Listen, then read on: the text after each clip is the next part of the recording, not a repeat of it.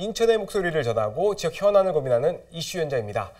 대한민국에서 인구가 세 번째로 많은 도시 바로 우리 인천이죠. 그런데 공공의료 수준은 전국 최하위 수준이고 국공립의대도 없습니다. 결국 시민들이 공공의대 설립을 위한 범시민 운동에 나섰습니다. 이번 시간에는 인천의 공공의료 현황을 점검하고 해법을 짚어보겠습니다. 오늘은 인천경실련 김송원 사무처장 나와 있습니다. 안녕하십니까? 반갑습니다. 네.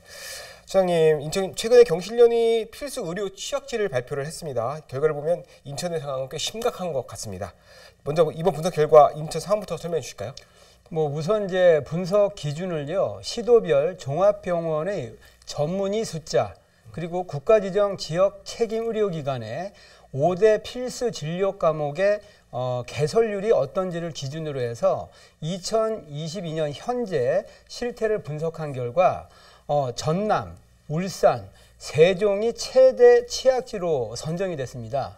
그런데 인천이 네 번째였습니다. 상당히 심각하다는 얘기죠. 우리가 5대 필수 진료 과목을 5대 필수 진료 과목 개설률을 기준으로 삼은 이유가 있습니다. 의료법상 내과, 외과, 산부인과, 그리고 소아 청소년과는 필수 공통 과목입니다. 이게 있어야 종합병원이 되는 거죠.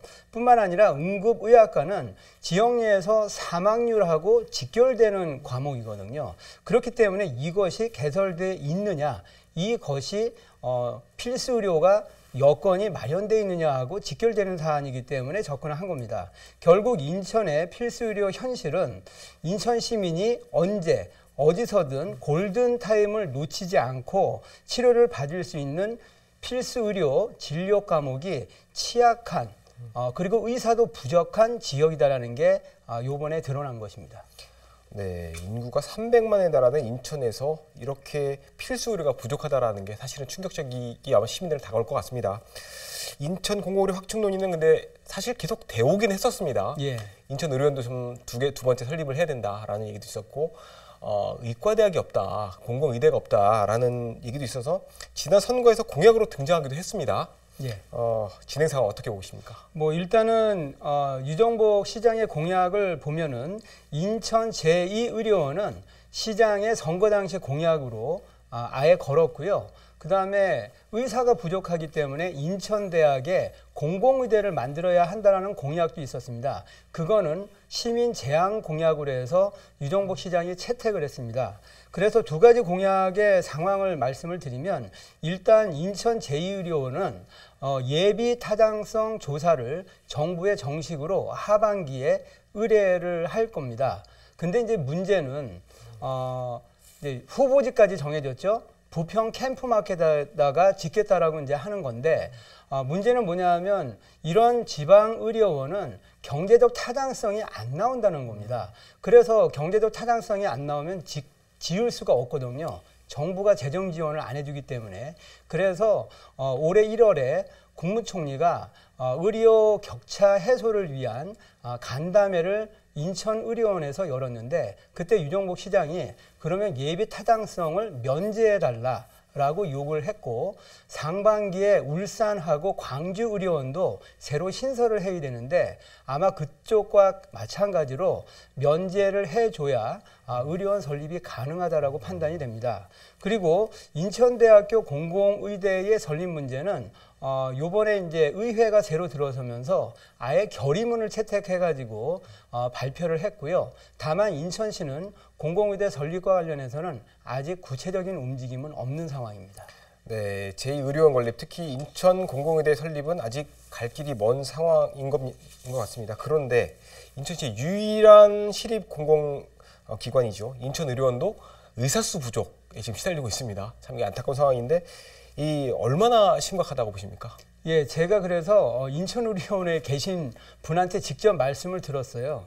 그랬더니 영상의학과 전문의가 4월 18일부터 공석이랍니다. 그러다 보니까 CT라든지 MRI 촬영을 할 수도 없고 분석할 수도 없는 상황입니다.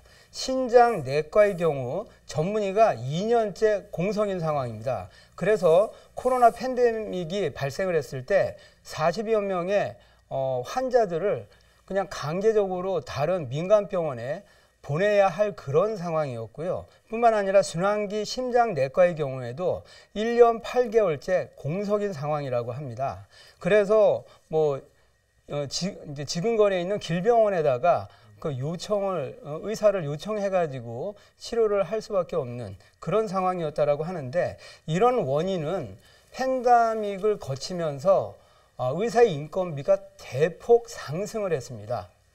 그러다 보니까는 인천의료원의 경우에는 이게 국가 공무원이다 보니까 임금이 낮을 수밖에 없지 않습니까? 그래가지고 수급을 못하고 있는 거고, 기본적으로 민간병원하고의 임금 격차가 워낙에 커서 이것을 극복하지 않는 이상, 이런 뭔가 공명심을 갖지 않는 이상 공공병원에 의사들이 오기는 쉽지 않은 현실이라고 말을 합니다.